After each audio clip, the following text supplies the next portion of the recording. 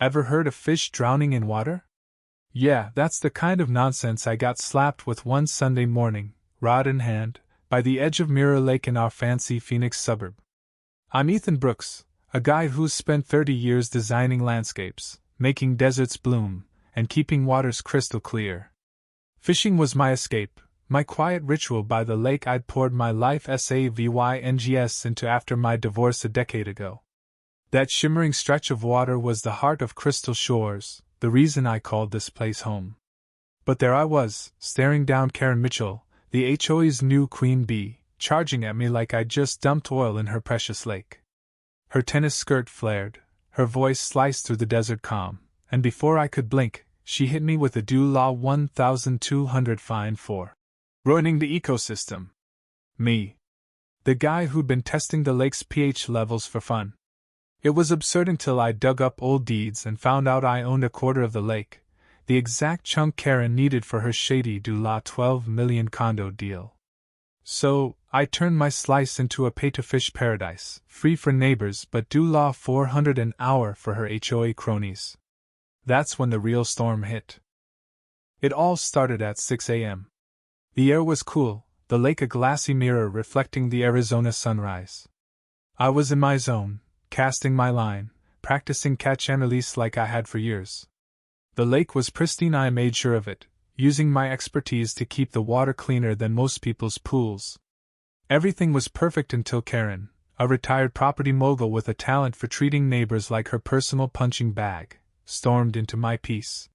She'd taken over the HOA 3 months prior and turned it into her personal dictatorship. Fines for ugly mailboxes, a 25-page rulebook to turn our neighborhood into her VY shown of a gated utopia. She was relentless. I'd stayed off her radar until that morning when she screeched, "What do you think you're doing, Ethan?" Her phone was out, recording, her perfectly highlighted hair framing a scowl. "Just fishing, Karen," I said, reeling in my line. Fish seemed cool with it. Her face twisted like I'd insulted her pedigree. "Fish are drowning in water. You're breaking Rule 29C. Fishing's banned." I set my rod down, half laughing. "I've fished here for 10 years. There's no such rule." She smirked, smug as ever. "It's always existed, just ignored. You'll get a fine." The argument got heated. I demanded to see the rule. She refused, threatening to report me for disturbing the peace. Neighbors on their morning jogs stopped to stare, including Mike Harper, a retired property lawyer with a knack for sniffing out BS.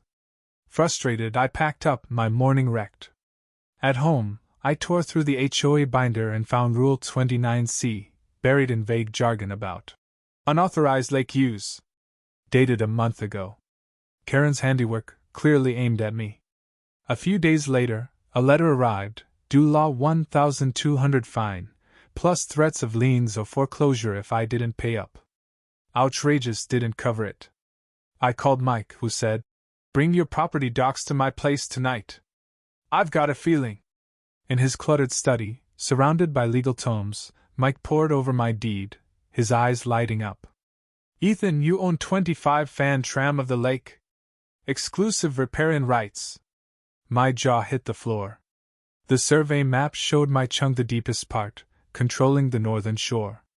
Mike explained the lake, once a private fish farm, was split among 4 waterfront homes in the 70s. The HOA acted like it was all theirs, banking on nobody checking. My section was the key to Karen's rumored luxury condo project, a cash grab for her and her boardroom buddies. It all clicked. The fine wasn't about fishing. It was about bullying me out of my lake rights. I left Mike's with my deed, a map, and a fire in my gut. "She wants to play dirty? I'll play smarter," I told him. I hired Sarah Nguyen, a real estate attorney who'd tangled with Karen before over a discriminatory HOA case.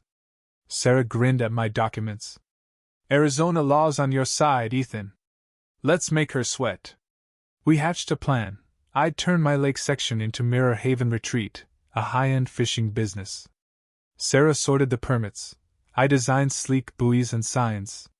We fired off a letter to the HOA, rejecting the fine, asserting my rights, and announcing the retreat. Neighbors fished free. HOA board members paid $400 an hour. By Friday, contractors had set up a classy dock and buoys. Karen's SUV screeched to a halt, her face beet red. "This is HOA property," she roared.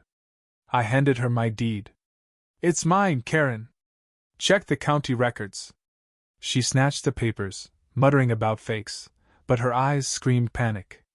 "This isn't over, Brooks," she spat, peeling out.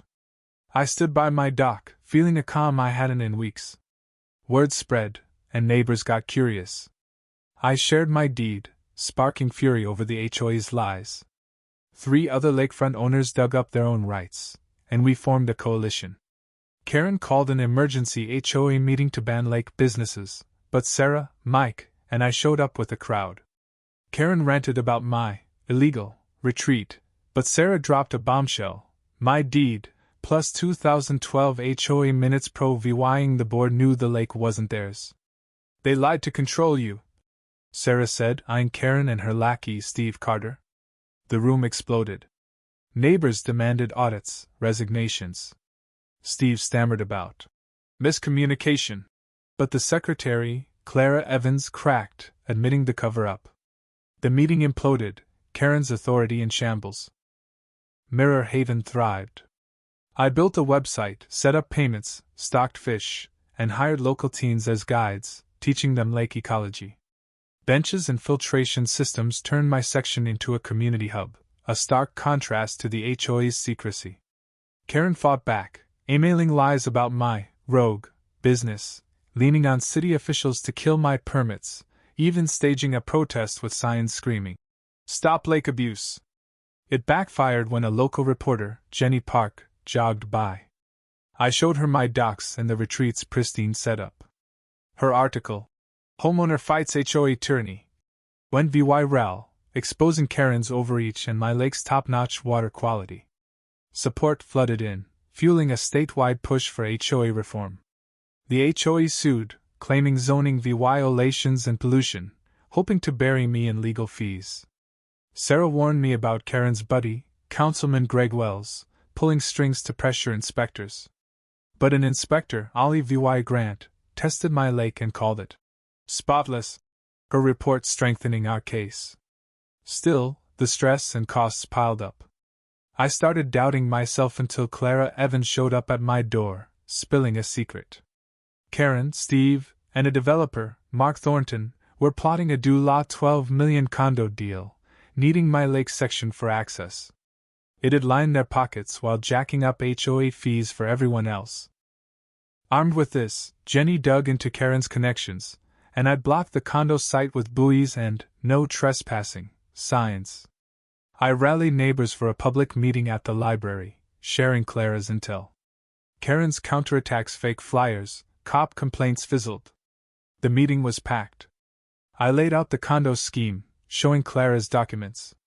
Fury erupted. Margaret Lee, a neighborhood elder, demanded a no-confidence vote. Clara apologized publicly, and Thornton bailed, Leah VYing the HOA exposed. Karen was cornered. Then disaster. I woke to dead fish clogging my lake section, the water reeking of chemicals. I called the cops and NVY environmental experts. Dr. Lisa Chen confirmed industrial herbicide, fixable but devastating. My retreat was gutted, my sanctuary ruined. Detective Carlos Rivera traced a dark SUV to Karen's son, Dylan Mitchell, a sketchy attorney. Footage and purchase records nailed him. Under pressure, Dylan claimed he acted alone to scare me, but texts with Karen suggested otherwise. "Wish someone could make Brooks' retreat disappear." Dylan faced charges, and Karen quit amid outrage over her profiteering. The HOA unraveled, interim leaders floundering. Neighbors rallied, volunteering to clean the lake, bringing food, raising funds. NVY environmental groups pitched in, turning tragedy into unity.